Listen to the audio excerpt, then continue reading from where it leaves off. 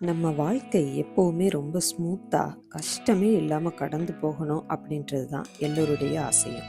ஆனால் சில நேரங்களில் கர்த்தர் நம்மை வளர்ச்சிக்கு தேர்வு செய்யும்போது பல கஷ்டங்கள், போராட்டங்கள், தனிமை, இழப்புகள், காத்திருப்பு அப்படின்னு எல்லாவற்றையும் கடந்து செல்ல வேண்டிய சூழ்நிலை உருவாகுது. இந்த காலத்தை ஏன் கர்த்தர் அனுமதிக்கின்றார் என்றால், நாம் இன்னும் அடுத்த கட்ட வளர்ச்சியை காண வேண்டும், நம்முடைய நம்பிக்கையை உறுதிப்படுத்த வேண்டும், நம்முடைய விசுவாசத்தை வலுப்படுத்த வேண்டும், பொறுமையை கற்றுக்கொள்ள வேண்டும். இதற்காகத்தான் இந்த சூழ்நிலையை அனுமதிக்கின்றார். எக்ஸாம்பிள், ஒரு விவசாயி ஒரு விதையை விதைக்கணும் அப்படின்னா முதலாவது அவர் அந்த நிலத்தை பண்படுத்த வேண்டும். நல்ல நிலமாக, ஊட்டச்சத்து நிறைந்த மண்ணாக நிலத்தை மாற்ற வேண்டும்.